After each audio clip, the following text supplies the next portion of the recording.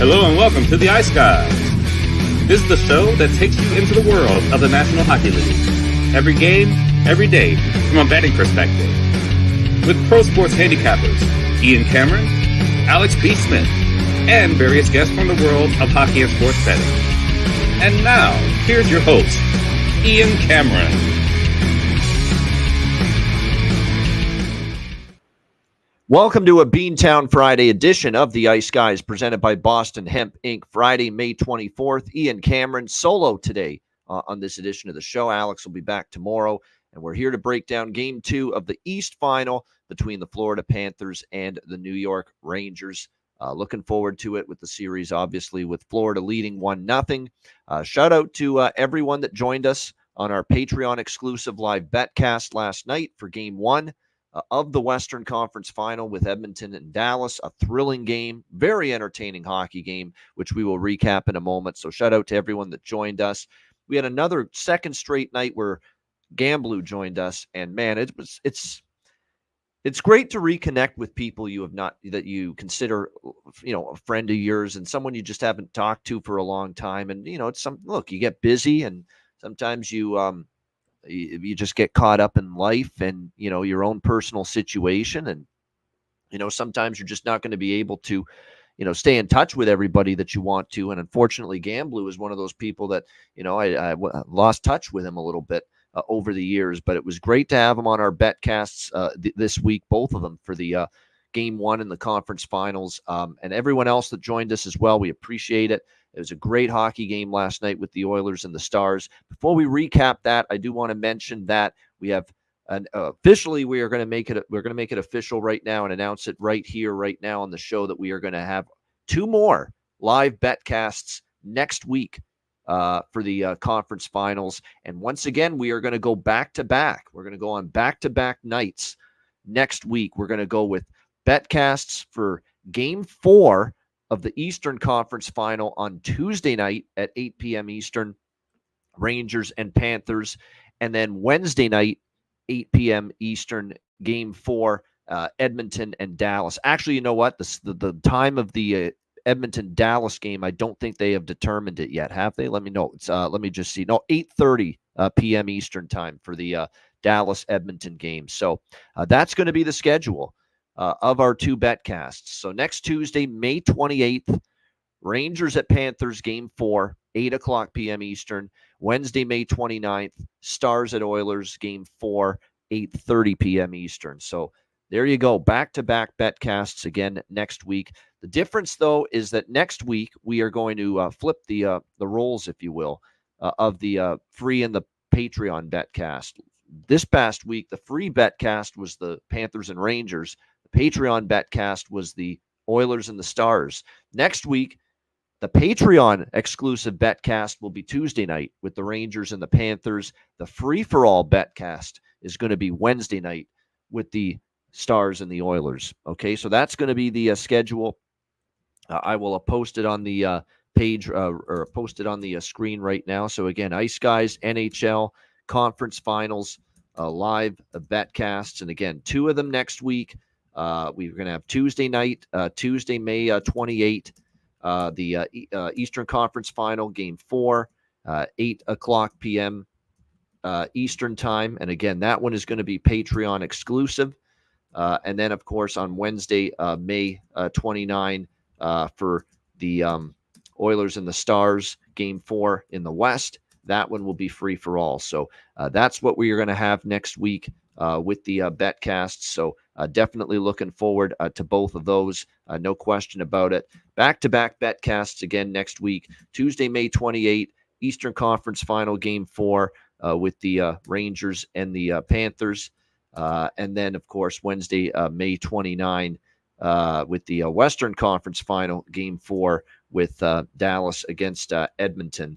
And, of course, that one is going to be at 8:30. Note the start time because the games through the week in the West are 8:30 p.m. Eastern time. So very important. It'll be a half hour later start. So there we have it on the screen right now. Conference Final live betcast Tuesday, May 28.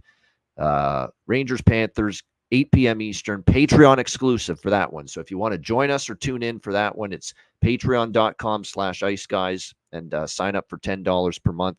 And then we're back the very next night, Wednesday, May 29, Game 4, Western Conference Final, Dallas, Edmonton, 8:30 p.m. Eastern Time. And that betcast will be free for all. So that's our schedule next week, our 2 live betcasts. They might be the final betcasts we do in the conference final round. I don't know if we're going to have any. We certainly won't have any more next week.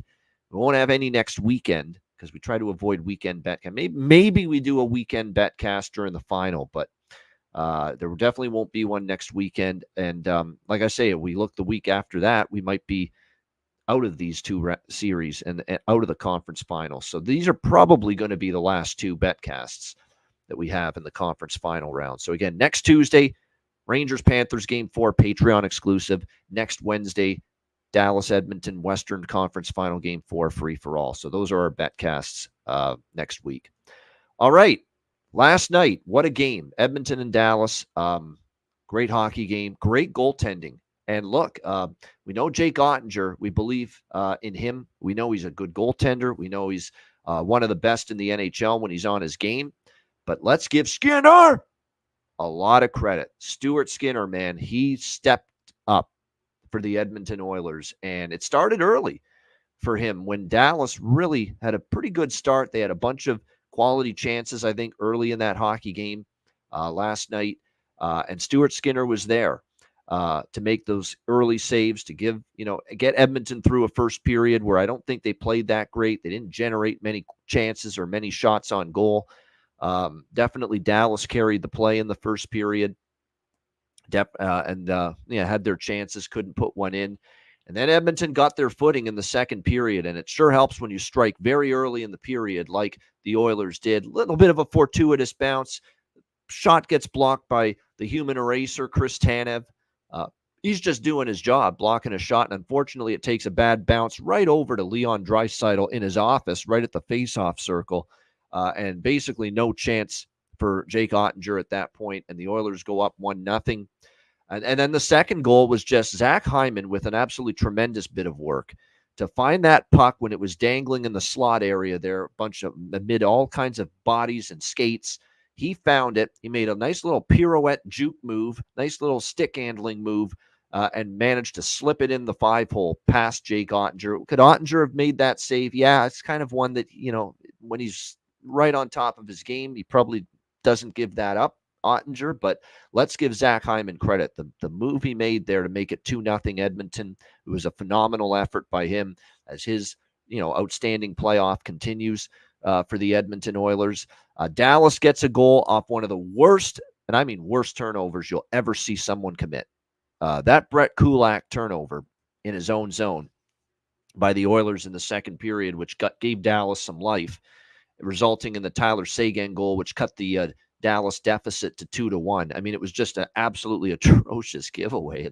Man, I shuddered. I was just, I felt bad for Kulak. I did. I mean, it's just such a bad giveaway.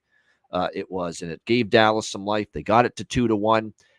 It got to the end of the second period, still 2-1 Oilers. And look, Edmonton, there's 2 things defensively that got them through that game last night, and a big part of why they won. Their defensive effort was strong throughout that game. They almost got through the third period, holding on to that 2-1 lead before, of course, Tyler Seguin tied it. And it's funny, the bad bounce of the puck that went against Dallas on the Leon Draisaitl goal, it's also the same bad bounce that went against Edmonton on that Seguin goal, because it went off a player in front, goes right to Seguin, and it ends up being a 2-2 tie game there. But Seguin getting both of the goals. Like I said, I think that's kind of the hockey gods saying, well, you know what? There was a tough bounce for Dallas off the skate of Chris Tanev that went right to Draisaitl, and he scored the first Edmonton goal. Well, there's a little payback there where it was off an Edmonton player, goes to Seguin, and he ends up tying that game at 2. We go to overtime. And then in overtime, it looks like disaster strikes for Edmonton. Not only a penalty to Connor McDavid in the first minute, but also a 4-minute penalty, double minor for high sticking. I don't understand what McDavid was upset about. I think he might have been upset. Well, hold on now. You didn't call that live as the play was unfolding. You didn't call it initially. Why now are you consulting all the officials? They congregated together there at center ice, discussed it, and they decided to call it. I think that's probably what his beef was. If you miss it, you miss it. And you can't go back then and talk it out and just now all of a sudden call it. I think that's what made McDavid upset. But as far as was it a penalty, there's no debate it was a penalty. It clipped Duchesne. It ended up cutting him and drawing blood. So from that standpoint, like it's a clear as day penalty on McDavid. I think what he was upset about and angry about, was the fact that they didn't initially call it a penalty right away, and then they have that little huddle, that little discussion, and then all of a sudden they decide to change it to and call it a 4-minute penalty. So at that moment, you're thinking, man, what a golden opportunity this is for the Dallas Stars to win that game. But unfortunately, the Edmonton penalty kill had other ideas last night. And the Edmonton penalty kill is starting to become a big-time factor and a big-time story into their success and how they've gotten this far. I thought their penalty kill late in the Vancouver series really started to come along to the point now where they're right there among the top teams. And I think they are now the number one ranked penalty kill in the NHL. Yeah, not Dallas, not Florida, not the New York Rangers. The Edmonton Oilers, believe it or not, now have the number one penalty kill in the Stanley Cup playoffs of the 4 teams left standing. Dallas did have their looks. They did have a couple chances. Skinner had to make a couple of saves. But I thought for the majority of that 4-minute power play, the Oilers defended it about as well as you could ask. And you have to give them a shit ton of credit for that, for defending that penalty kill, for defending that power play, killing off the 4-minute power play. And at that moment, that's when I figured Dallas might have just blown their chance right there, that they had that 4-minute power play early in the first period, first overtime, I should say, and they did not convert on it. And then sure enough, Edmonton got a little life from that. Both teams actually had their chances, but definitely Edmonton started to get a little life from that huge early in the penalty kill in the first overtime. And then, of course, the chance of chances that Connor McDavid had in the first overtime where he just could not elevate that puck. I mean, he had Jake Ottinger dead to rights. All he's got to do is elevate that puck, but somehow, what an effort by Ottinger, and that shows you what kind of goalie he is. He never gives up on the play, gets his goal stick out, gets the paddle of it down, keeps that puck out. All McDavid has to do, though, is elevate it, go roof job. He couldn't do it, couldn't get that puck elevated.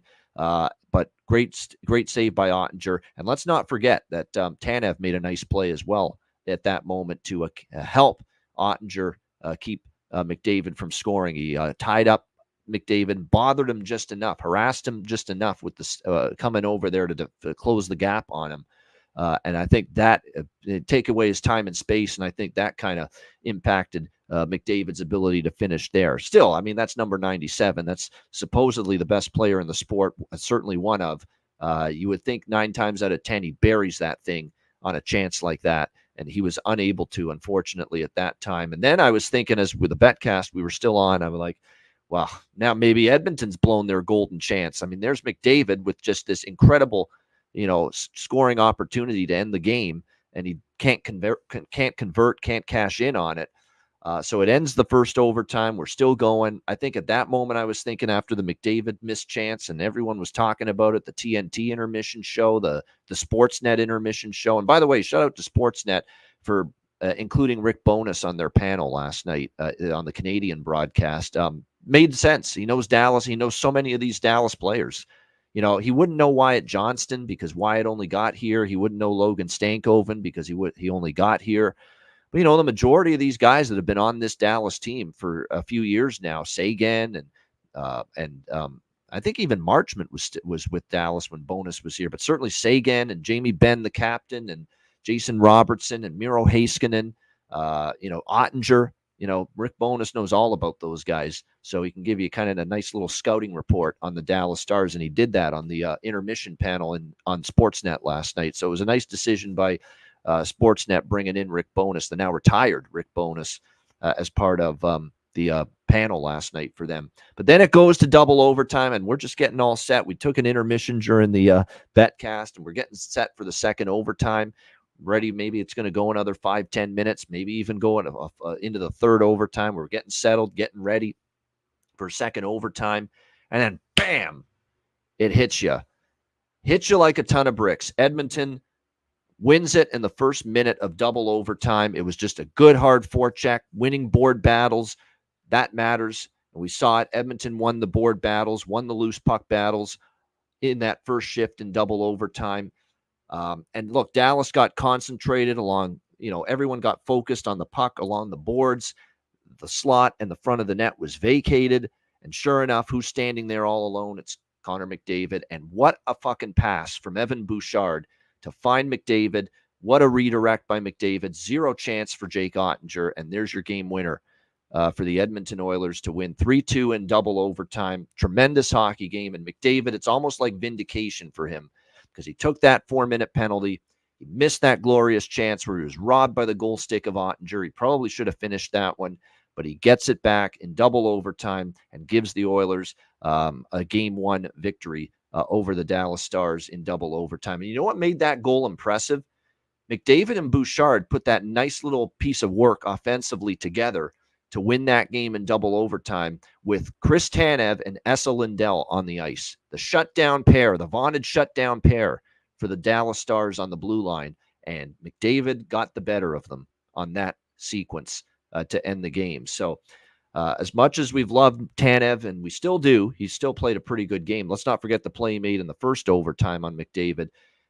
It was definitely a situation where they were victimized, unfortunately, and that doesn't mean they're bad players. Of course, they're not. Tanev's a beast. Lindell's a very good player, but look, sometimes when it's best on best, it's Edmonton's best forward, best line against Dallas's best defensive pair. You're not going to win the battle every time, and Dallas lost the battle at that key moment in double overtime as Tanev and Lindell on the ice against McDavid, and McDavid puts it away, and they win in double overtime last night. As far as Dallas, look, there's no panic. There shouldn't be. They've been here before, losing game one. I have zero explanation at this point as to why Dallas keeps losing game one. And look, I cashed in with that sentiment because I had Edmonton last night plus 115, used it as the best bet on the show yesterday. I have no explanation for it at this point. It's mind-boggling that Dallas, and look, it's not like Dallas plays like complete shit. It's not like they hit the shits in game one and they're awful start to finish and they're brutal and they don't care about winning a game one in a series. It's got nothing to do with that. It's just somehow, some way, this is now 6 straight times in a game one in a playoff series, this franchise has found a way to lose. It's like you just can't explain it. And they had the 3-0 lead in game one against Colorado in the second round, and they still found a way to lose that game. And game one's just the bane of their existence. I don't know what else to say. It's just, it's like I say, it's not like they are horrible in these games. They weren't brutal in game one against Vegas. They were actually better for the majority of game one against Colorado, and yet somehow found a way to lose that game. And again, they found a way to lose last night. Now, last night, I thought was more of an even game. I think in the first period, you could say Dallas was the better team, but Edmonton got stronger as it went on. But I can't explain it now. 0-6 under Peter DeBoer in game ones for the Dallas Stars. But again, this team's been here now twice. Losing game one, people getting a little antsy, maybe a little nervous if you're a Dallas fan and, these first 2 rounds after losing game one at home. But really, there's no reason to be. This is a long series ahead. Edmonton just played an immaculate defensive game. It was one of the best games Stuart Skinner's played probably these entire playoffs, and yet, you were still 1 shot away in overtime from winning the game. So, again, Dallas, there's no panic. You've got game 2 on Saturday night. I know our guy Matt Robinson's going to be in attendance. I feel bad for Ryan because I know Ryan said they're undefeated with him in attendance, and they had never lost a game with him in attendance. But I also said to him, look, these game ones, they're just not good for the Dallas Stars. So I was concerned, and I said all along, I think they're going to lose for Ryan. I think they're going to win for Matt on Saturday. And I still think that's what's going to happen. So we'll see. But Ryan, if you're watching or listening, sorry you couldn't see a victory in person. But long series ahead. It's going to be a great series if last night's game was any indication. That was a phenomenal hockey game. It was. Had a little bit of everything. Had some great goals. Had some outstanding goaltending. from both guys, Ottinger and Skinner, last night. So very, very fascinated to see how game 2 unfolds. And like I said, let's give Edmonton credit. For years, what have we said? They're top heavy. The depth forwards don't forget how the chances that Holloway had. What a save Ottinger made on Dylan Holloway late in the third period as well, which kept that game afloat for Dallas. And also Warren Fogle had an amazing breakaway opportunity earlier in the game as well, and he missed the net completely. So, the depth forwards were at least noticeable for Edmonton. More importantly, look, going back now to game 6 against Vancouver, we have seen this team play some excellent team defense. And Skinner's obviously gotten back in the net since game 6 against Vancouver, and he's played well also. That is a huge confidence booster and confidence builder for Edmonton for the rest of the series. That if they can play that kind of defense more often than not, they're going to give themselves a chance to win the series. They will. But can they and will they, I think, ends up being the big question. But that was kind of an example of, Edmonton taking a page out of the Dallas playbook and beating them, because we thought, hey, it's this Dallas team that's got Tanev and these Lindell and Heiskanen and these great defenders on the blue line and the great goaltender and Ottinger. And there's Edmonton showing up with a great defensive effort as a team. Skinner terrific in net, and the penalty kill coming through for them all game long. Stuff that you expect from Dallas, not necessarily Edmonton. So the Oilers deserve full credit for that in that win last night. We've got our good buddy, Jimmy Murphy, with us here. Of course, you can see him Monday to Friday, 4 p.m. Eastern, Sick Podcast Network, The Eye Test with Pierre Maguire, a great show, absolutely tremendous show. Jimmy, I mentioned that story about Mike Modano that Pierre Maguire mentioned on your show. I think it was last week, where Pierre called a game of Mike Modano's, and he was critical of Modano's performance because he was terrible. He stunk in the game. The effort wasn't good, coughing up pucks, not doing much offensively, probably the whole gamut. He had one of those games, and even the greats have games like that. Yep. Mike Modano. But he absolutely did a pretty noble thing. He goes to the dressing room after the game. Pierre Maguire, I called your game tonight. I said some shit. I said you didn't play well at all.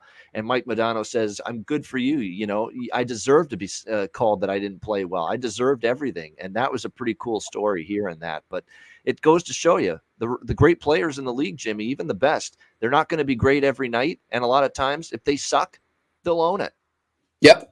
Yeah, it's true. And that's why they're the great players and great ambassadors of this game. They can look themselves in the mirror and admit when they didn't have a good game, and they, accept that they're not always going to be God out there and solve everything. It just doesn't work that way. And I think, when you look at the big picture with the Edmonton Oilers, it wasn't just a McDavid, grasping that whole concept. It was the whole team, right? I mean, they leaned so heavily on him and Draisaitl for so many years that they just couldn't seem to figure out that they can have all the skill they want in those guys, and maybe some other ones too, but that's not what wins when the playoffs come around. And they're starting to figure it out. You can see the way they're talking after the games. You can see it in their actions on the ice. They're rounding into a more complete team. No question about that. And Edmonton, that was a great win. Just some more observations from you, Jimmy, on that big win for Edmonton. Look, I say big win because I thought that was an Edmonton spot. To me, I think Edmonton was in huge trouble in this series if they didn't win last night, because that's a spot to get Dallas. Dallas has not been good in game 1. They're now 0-6. Hard to explain. 0-6 under Pete DeBoer in game 1 with the Dallas Stars. They have not won a game 1. They've been bad in game 1. Edmonton was able to get that one last night. I thought they had to, and especially after McDavid missed that chance, like, oh my goodness, they missed that chance to end it against Ottinger in the first overtime. Now, if they lose, my goodness, how are they going to recover from this? But McDavid, it's almost like vindication that he got the overtime winner there in the second OT. Yeah, look, and I think that's a great point by you, and I wish I had remembered that and put a little bet in on them for game 1. I didn't touch anything last night, actually, but they just, for some reason, Dallas does not win in game 1. I don't know. Maybe that's because they like to go 7 games, so they just give a gimme out there and kind of get a feel for the other team, and then we'll figure it out from there. Who knows? But the Oilers, I just think the way they came out set the tone. I know they blew the lead and allowed the game to get to overtime, but the way they had set the tone to then and then set it again in overtime. And yeah, he missed that, but they were getting their chances, and you could see they were coming. And, it's just a credit to their resilience that they were able to overcome that missed opportunity and end up winning it in double overtime. And I look at a guy, though, I know he didn't factor in on that goal in overtime, but I look at a guy that put them up 2-0, and it's Zach Hyman.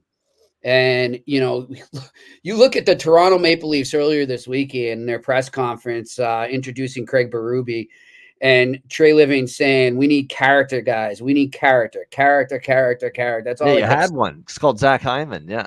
What the? Like, I will never, ever get over how they let him go. I just, if that doesn't prove how overrated analytics are, if he isn't the perfect example of how this game in general, all these teams, look at the Carolina Hurricanes right now.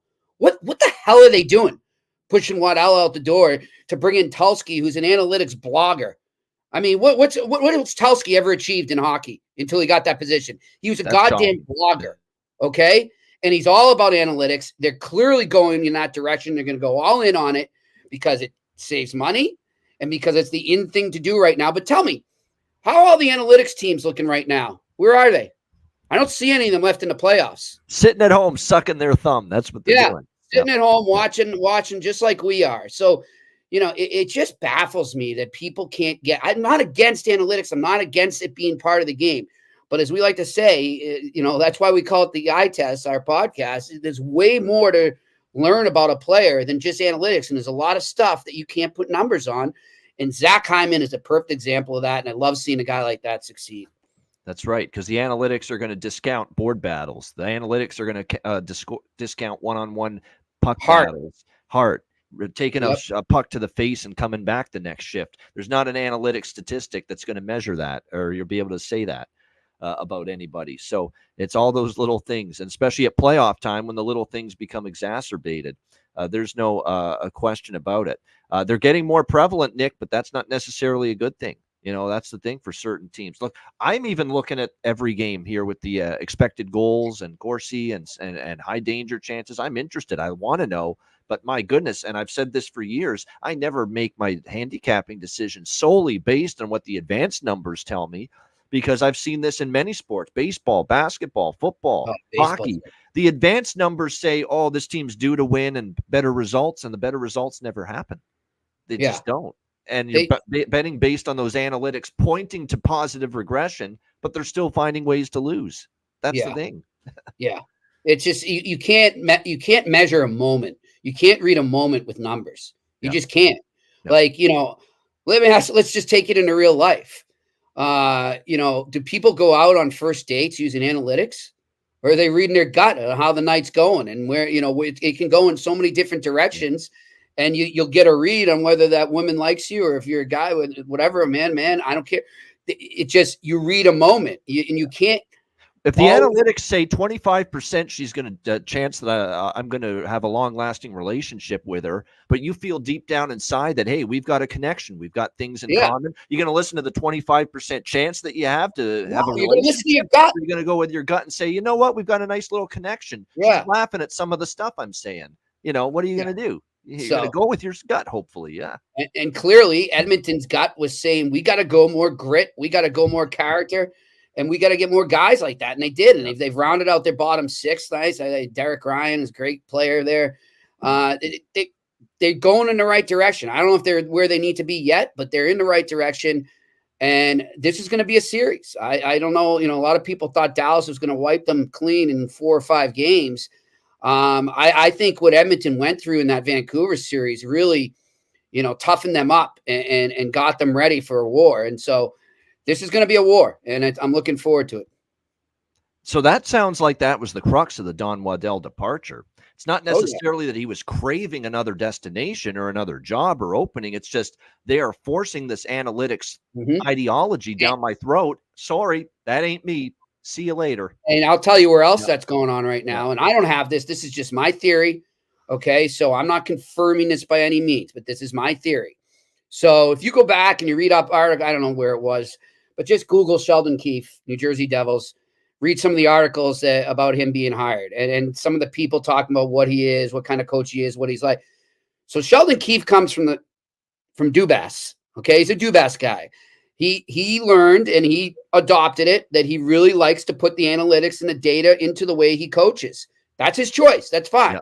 I don't think he's 100% all in analytics. I don't think so. Because he came to an understanding, Jimmy, with Brad Treliving. And I can tell you, Brad Treliving ain't an analytics guy. But here's the deal. So he comes to an understanding with him, but maybe he's not the fit for what Treliving wants to do. Yeah. Right. Which tells me this is more of an analytics guy, Sheldon Keefe. And now you look at what's going on in New Jersey. They have one of the biggest and more empowered analytics departments in hockey, in a hockey front office across the NHL. Yeah.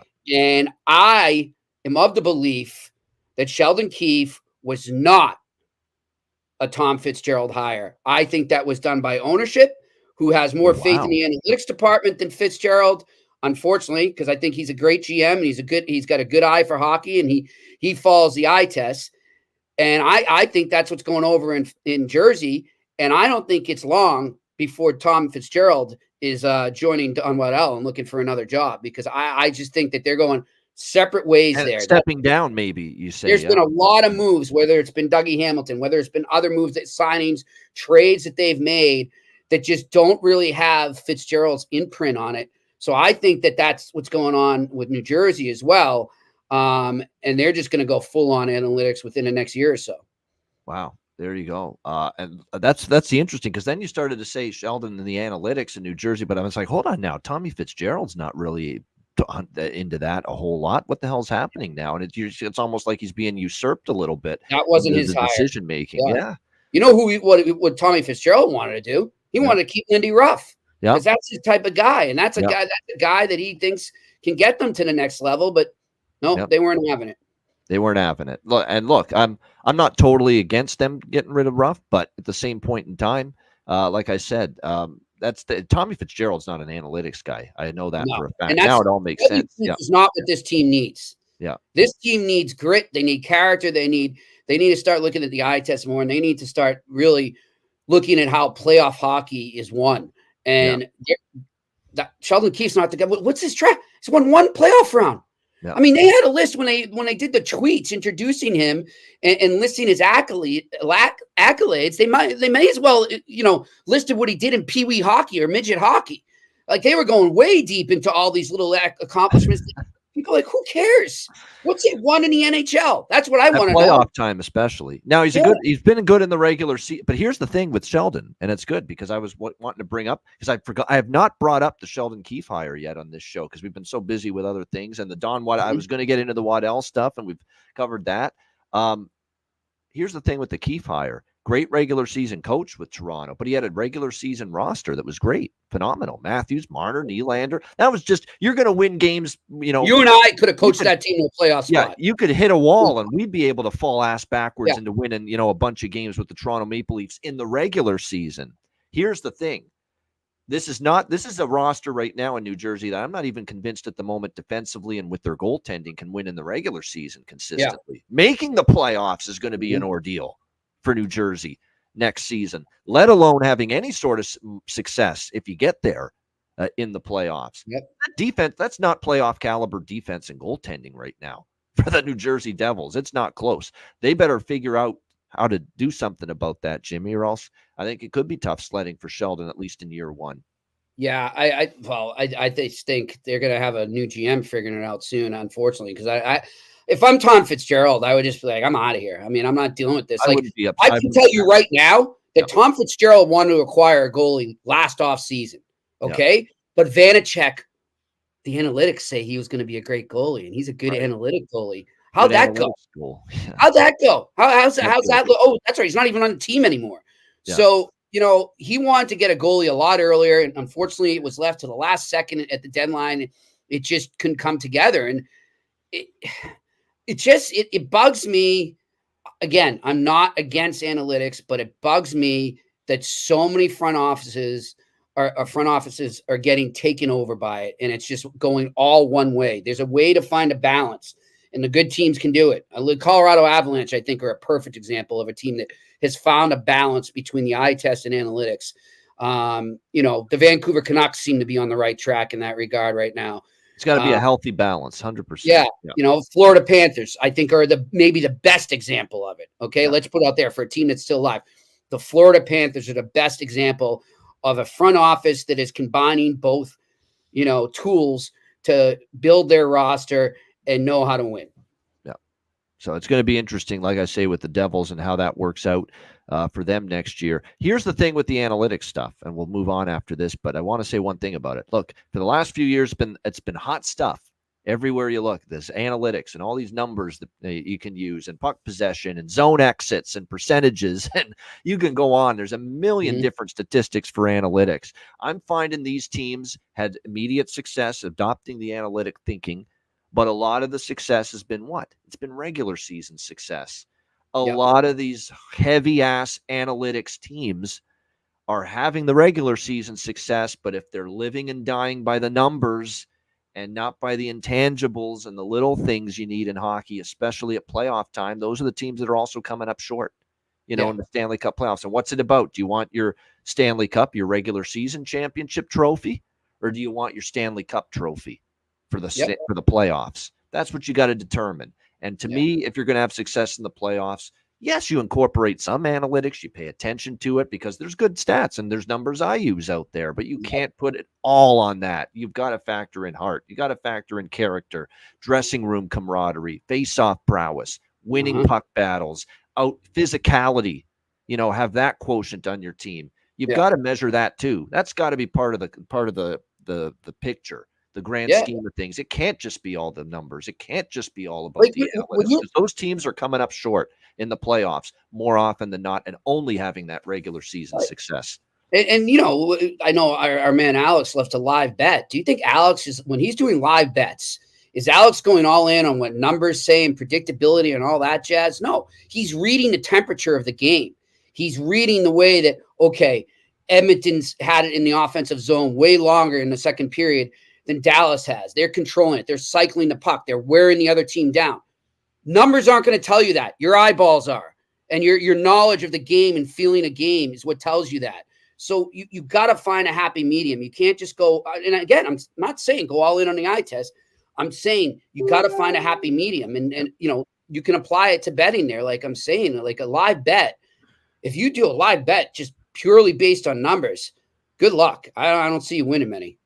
Yeah, and that's it's got to be the balance. I agree with that. And plus, you're right. Eye test and your gut. You know what? One of Alex's best live bets to make, and I've incorporated this because I think actually it makes sense, is when a team kills off a 4-minute power play or a big time key critical penalty in a playoff game. They get momentum from that. So the numbers in that sequence are going to add up for the team that had the 4-minute power play, right? Expected goals and chances and high danger and all that bullshit. I say bullshit and half-heartedly because I do incorporate those. No, and I pay attention to them, but all that stuff, I'll say it's gonna be lopsided toward the team that just had the 4-minute power play.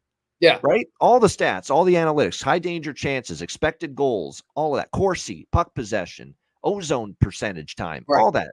It's going to be in their favor. But a lot of times Alex will bet the team that just killed that penalty. Right. Because it's a huge momentum surge in the game. Yeah. They start playing in the shift. You see it all the time, a big kill in a playoff game. And then the next two shifts, that team is playing in the offensive zone. And the analytics won't measure that. But you can bet a next goal for that team that just killed that big penalty, get that momentum. And that is stuff you can only pick up watching the game yourself. Right? Exactly. Yeah. Exactly. There you go. All right. I think we've said our spiel. Look, I'm not anti-analytics. I'm not all analytics. Okay, Yeah. That can't only be that when you're analyzing an NHL game, no question.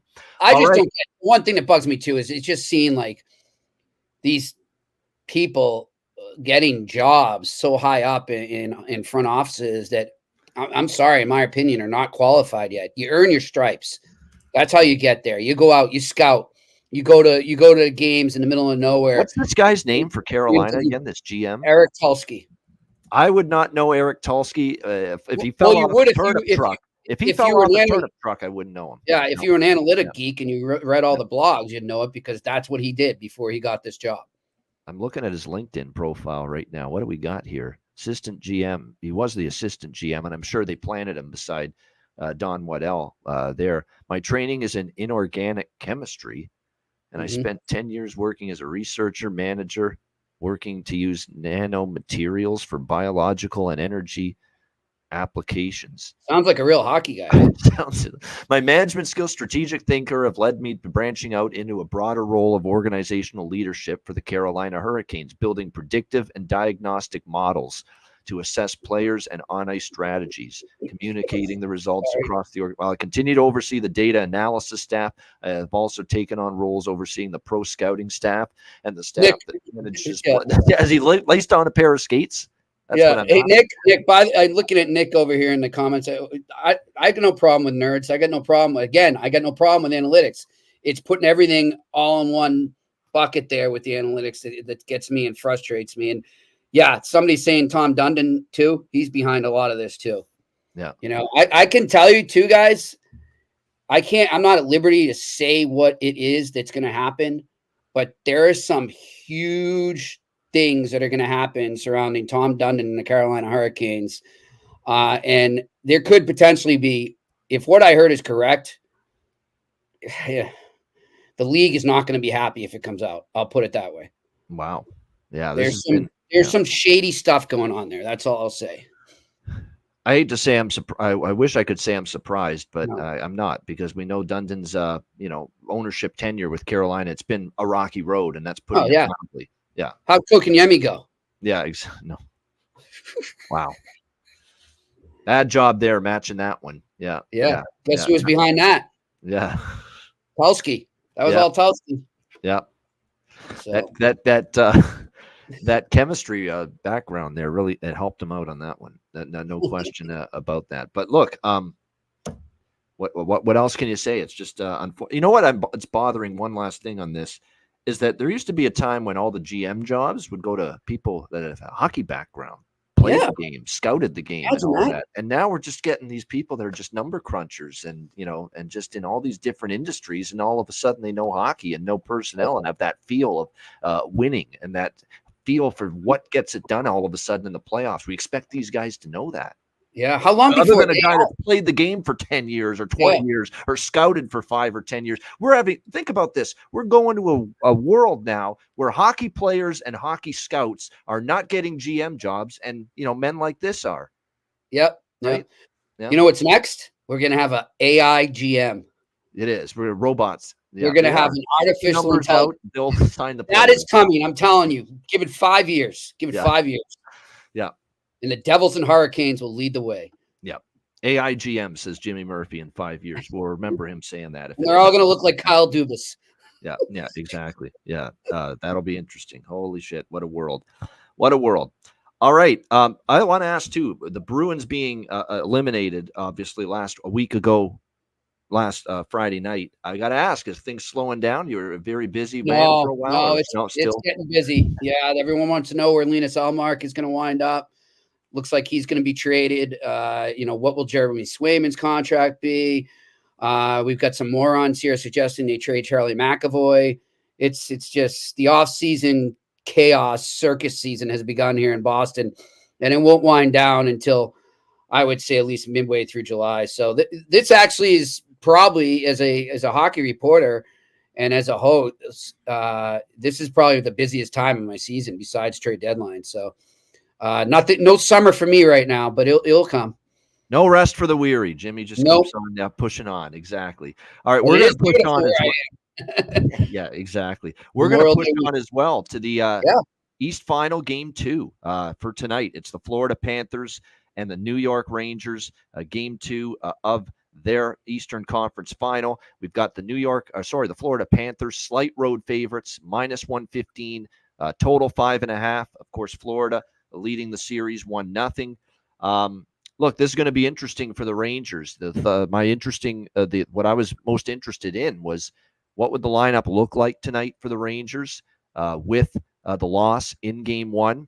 And I'm starting to see signs that we might have a Matt Rempe appearance tonight for the New York Rangers. The latest line combinations, Jimmy, have Matt Rempe on the 4th line with Barclay Goodrow and Jimmy Vesey tonight for the New York Rangers. So That's what I'm seeing at the moment. So we might see Matt Rempe because maybe a spark, a little emotional and tangible that he'll bring, thump a few players along the boards and the crowd gets into it. And they love Rempe. The Ranger fans, especially in that building, they absolutely love Matt Rempe. So I get what Laviolette is thinking here with just a little emotional spark, emotional surge. And I know Matt Rempe's not an analytics player. I know that for a fact. No, but they're 23-3 with him in the lineup. Really? I didn't even know that. 23-3. Yeah. With him in the lineup. That's 20 wins, 3 losses, and 3 OT losses. So there you go. Wow. So there you go. And it looks like he'll be back on that fourth line. Roslovic, Wenberg, and Cooley at the third line. The big change is Roslovic dropped from the top line down to the third line. Lafreniere, Trocheck, Panarin stays the same. And Kreider and Zibanejad will now play with Philip Hedl tonight on the top line. And I think the thinking there is that Hedl's had playoff success in the past. He scored some big goals in the past, so he gets elevated to that top line. Still Lindgren, Fox, Miller, Trouba, Gustafson, and Schneider on the blue line. And as you would expect for Florida off a shutout win, no changes for Paul Maurice with his lineup tonight. Here's the dilemma. Rangers at home, off a home loss, are very good. I think 11 straight, Jimmy, where they lost at home. They played the next game at home. They bounced back. But I don't know if they're the better team in this series. And, man, do I love the way Bobrovsky's going. He's given up 2 goals or less now in 6 straight starts, Jimmy, going back to the Boston series.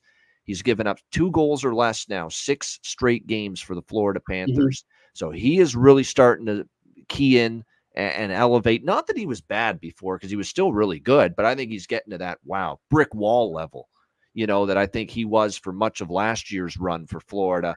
And if he can at least match Igor Shesterkin, which he was able to do in game 1, I think it's going to be tough sledding. And if Florida shows the level of discipline, stays out of the box, and doesn't give the Rangers that vaunted power play, the opportunities to score, then that's going to be trouble, I think, for the Rangers moving forward. So I feel like it's a Rangers spot, but I don't trust them enough to win the game. Here's what I've done, Jimmy, a very different, unique approach in this game. I went with my primary bet in this game is a same game parlay with 3 legs in it. Okay. Florida Panthers plus 2.5. Okay, so that's Florida Panthers plus 2.5. New York Rangers plus 2.5.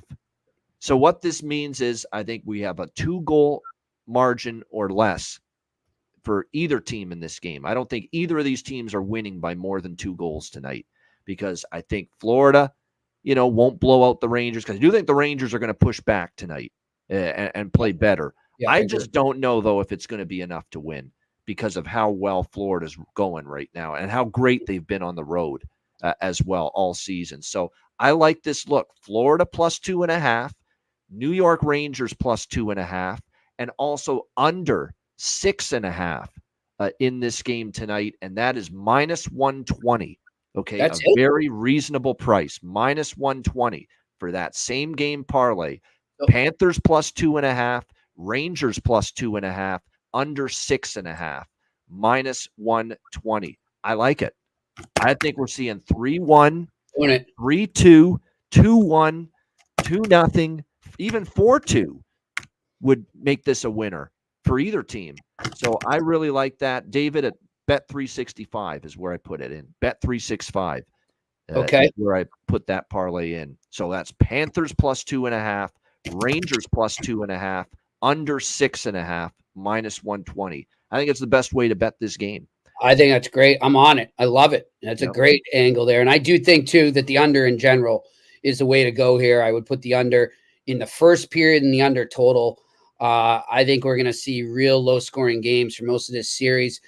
I do like the Rangers to win, but not enough. Not enough, I don't think, to put it straight up on the money line right now. So I'm gonna piggyback you there and go with that. And if I can get a goal prop on him, I don't see it available anywhere right now because we don't know if he's in the lineup for sure. I'll bet Matt Rempe. What the hell? That would be my bargain bin. I'll just give it away now. Matt Rempe scores. I'm betting Matt Rempe. Matt Rempe plays. I'm betting Matt Rempe to score. And he's done it before. He scored a playoff goal already this year for the New York Rangers because what he'll do is he'll park his big caboose in front of the net. And that's the way to beat Bobrovsky. He hasn't had much traffic in front. I mean, I'm telling you, I'm not taking anything away from him. He is in a zone, but a lot of the chances that he was stopping. Now, that's, again, it's not to say that it's not difficult to do what he's doing. When you're stopping David Pastrnak on a breakaway, you're stopping another guy point blank in the slot. No one's saying that's easy and he's having it easy. But how many times has he had to stop a puck with a big dude like Matt Rempe or anyone, whether it's Kreider or anyone, with all that traffic in front? I thought that was one of the things that Florida did best in the last game, was they pushed everything to the outside, and he had clear vision of the lanes. Yeah, I agree with that. That's a great point. He did. He was able to see the pucks well. Florida kept everything to the outside. I thought the Rangers too. I think another reason why Laviolette's going to Rempe, he saw the way that game ended, and Sportsnet panel especially talked about it after game one. Where look, there was nothing wrong with the hit, but Nikola is just crushing Hedl right at the buzzer there. Clean hit. The game was still going. I know it was out of reach. People are saying, wait a minute, 3-0, 3 seconds left. You really need to hit him like that? But hey, it was there to be made. He hit him. Hedl had no problem with it.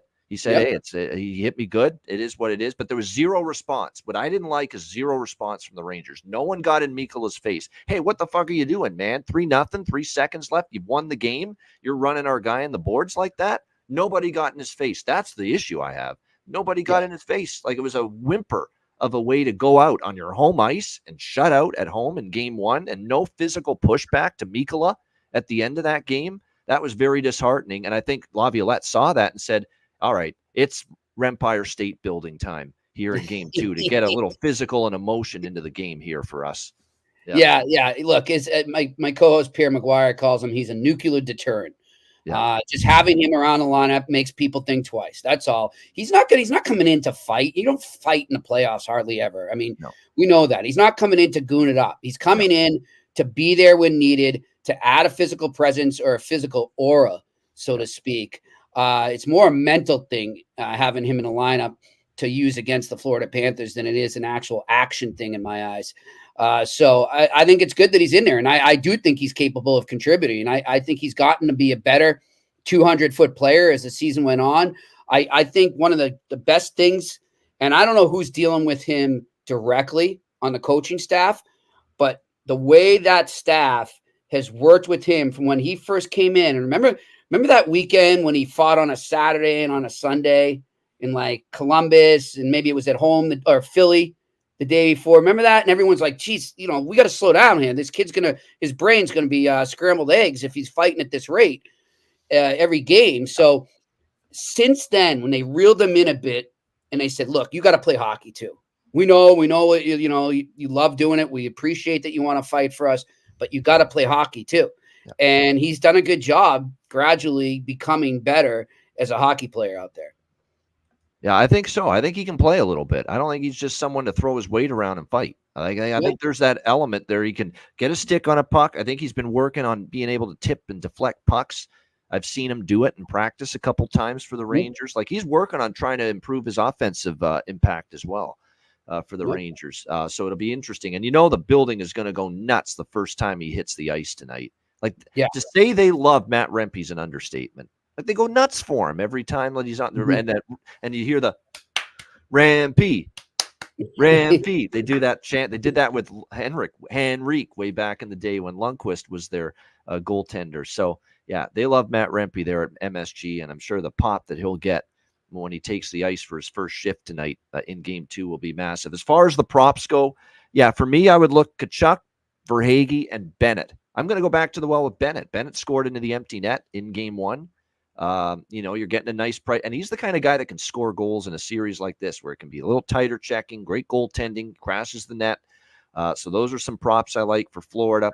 For the New York Rangers, I am going to take a shot that Lafreniere maybe bounces back. He does need to be better. I'm surprised he was as quiet as he was with his family in the building, attending game 1. I don't know if they're there for game 2, but I assume so. I don't think they'd come down to New York just for one game. So hopefully Lafreniere plays better. I know Jimmy made the case for Matt Rempe, plus 950 at FanDuel for Matt Rempe to score tonight, by the way, in this game tonight. So certainly getting a great price. And I definitely have to have a piece of Philip Hedl now that he's up on the top line for the Rangers tonight. Plus 490 at Betano. playing with Zibanejad and Kreider. He's also going to get power play time tonight for the Rangers. So, like I said, I definitely think Hedl, now that he's up the lineup, it's definitely going to be worth a look for a goal prop tonight.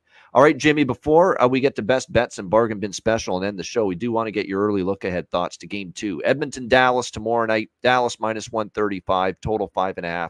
What are you thinking looking ahead to Saturday with that? I'm going to just go straight up Dallas on the money line. Keep it simple. I think they bounce back. Don't have a feel whether it's going to be an authority type win where they're winning by 2 goals or more. But I do think they win. They tie the series up. So I'll just keep it at that. All right. Good stuff indeed. There we go. And of course, we'll be on tomorrow. Alex and I, noon Eastern, will preview Game 2, Edmonton, Dallas, more in depth. Shout out to everyone in the chat. Hit the like button. And a reminder, we mentioned this at the top of the show, and I'll mention it to Jimmy too if he's around. Conference final live betcasts next week, Tuesday, May 28th, Game 4. Rangers, Panthers, 8 p.m. Eastern. Patreon exclusive for that one. Wednesday, May 29th, West Final Game 4, Dallas, Edmonton. That one will be free for all, 8:30 p.m. Eastern. So 2 more conference final Ice Guys live betcasts next week. Looking forward to that. Make sure you join us. And remember, for the Patreon exclusive betcast Tuesday for Rangers Panthers, make sure you sign up, $10 per month, patreon.com/Ice Guys to be part of that one. You'll also get our daily sides totals and player props, goalie charts, totals charts, and tons of bonus content coming up in the off season as well. So make sure you sign up, patreon.com/Ice Guys, just $10 per month. And check out the Ice Guys store as well. Discounts, free shipping currently available with all orders. Get your gear and your merch, iceguys.myspreadshop.com. All right, Jimmy and I will be back with best bets and bargain bin special of the night to wrap up the show in just a moment, right after we hear from our great sponsors of Beantown Friday and every day here on the Ice Guys Boston Hemp Inc.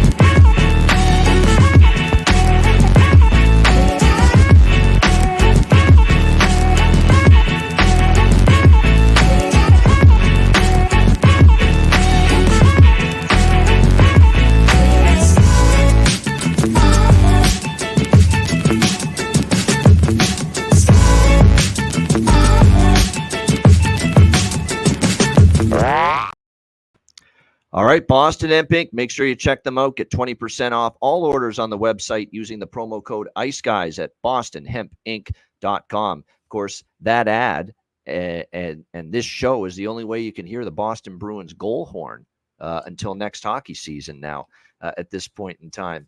So another perk of hearing that great ad that we run for Boston Hemp Inc. All right, bargain bin special of the night.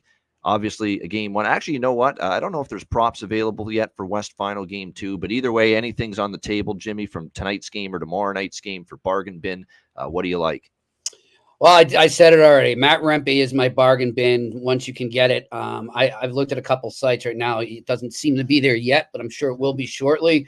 FanDuel's got it for sure. You can go to FanDuel. Okay, I'll check that out. Plus how much? $9.50. Woohoo! There it is. I like that a lot. All right, so there's my bargain bin.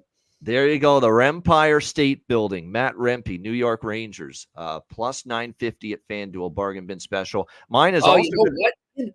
I'm in New Hampshire now. Shit, I can't do FanDuel. All you can do in this state that claims to live free or die, you only get one place to go bet is DraftKings. That's it. So that stinks. I'll have to drive over the border soon, but I don't know, man. We'll see. They might add. But once he's confirmed in the lineup for sure, closer to puck drop, you might see some sports pop up on. Okay, yeah, because it's Memorial Day weekend here, and I live by the beach, so I really don't want to drive anywhere right now. It's probably getting pretty bad on the road. So yeah, no doubt, you're right. Memorial Day weekend, so keep an eye on this. I'll actually send you a message later on, DM Jimmy, if I find that other books have it. so that you'll be able to put that in. Because right now I'm only seeing on OddsStamp, which is the odds service where they give you all the prices and all the listings for every book. Okay. BetStamp, I should say. BetStamp is just BetStamp. a tremendous app. Yeah, BETSTAMP, BetStamp. I use it every day. It's just invaluable. And right now I only see FanDuel posting Matt Rempe to score a goal. And right there, again, like I said, plus 950 at this point in time with that. All right, Philip Hedl. Hopefully we're feeling the Hedl tonight here with the New York Rangers. He's up on the top line with Zibanejad and Kreider. It's one of those spots that is a classic Ian Cameron bargain bin special spot. Whether he scores or not, the value's there. The situation is there. He's being bumped up to the top line tonight. So we're going to rock with Philip Hedl, someone who's had playoff success in the past for the New York Rangers, plus 490 at Betano. For my bargain bin special of the night, Philip Hedl for the New York Rangers, plus 490. Again, a great price with that. All right, best bet for the conference finals here. Jimmy, what do you like for best bet? I'm going to go with my best bet is going to be the Rangers on the money line, straight up, getting a little value there. They are the dogs, but I like them to bounce back. I think it's going to be a tight game. I might even look at maybe Rangers regulation to get some nice value there. But as for now, it's Rangers money line. All right, New York Rangers minus 105. I mean, the situational scream Rangers because they have rarely, it's 11 straight. They have not lost 2 straight home games. Yeah. That is something that obviously that streak would be broken if they lose tonight. So, but this Florida team, man, they're so damn good. But we'll see. New York Rangers minus 105 for Jimmy with his best bet. My best bet, look, by default, it's really the main bet. I might sprinkle on the first period over just because last game we had lots of chances early and then it calmed down. But my best bet, it's the only bet that I've made as far as side and total of significance, and it's the same game parlay that I mentioned. Rangers plus 2.5, Panthers plus 2.5. Under 6.5, minus 120. I really like that. I think it's a great look for this game too. That's going to be my best bet here for this Friday. Game 2, Rangers Panthers. Great stuff. Shout out to everyone in the chat. Hit the like button. Jimmy Murphy, I always love seeing him on Fridays here. Reminder, the Ice Guys is live 7 days a week, Monday to Friday, 2 p.m. Eastern, Saturday and Sunday, noon Eastern. If you can't watch the show live, download the Ice Guys podcast in audio form on all major podcast platforms. And also check out the Ice Guys show on True TV Plus. Download the app, Roku, Amazon, and any Apple TV devices, True TV Plus. You can also check out the Ice Guys there each and every day as well. Jimmy, have a good show coming up with Pierre on the eye test. All right, thank you. Yeah, we got George Laraque coming on the show today. So he's got his Edmonton ties. We'll be talking some Oilers and all sorts of other stuff with George. So check that out. It'll be on in about just over 45 minutes. So before we wrap up and end the show, I do want to go. Apparently, someone in our chat, Dustin here, says check BetMGM and I'm thinking it might be with the Rempe prop. Let me see if it's posted there. I'm going to check here. And shout out to Kay too, throwing in some nice bets here. I've been looking at. I'm taking notes, so she's feeding us with some interesting bets. I like it. Yeah, no doubt. Let me just see. Is he posted there yet? I'm just taking a look here. A single goal, Matt Rempe. No, unfortunately not yet. But we'll keep looking. We will find a book other than FanDuel for Jimmy to put this damn Matt Rempe goal. All I can do here is DraftKings, so I'm at the mercy of DraftKings until they post it. So stay tuned, and I'll definitely send over the place if I see one where a book that posts it other than FanDuel for Jimmy before puck drop tonight. Great stuff for Jimmy Murphy. I'm Ian Cameron. Have a great Friday night. Enjoy the games and good luck. And we are back tomorrow on Saturday for another edition of the Ice Guys.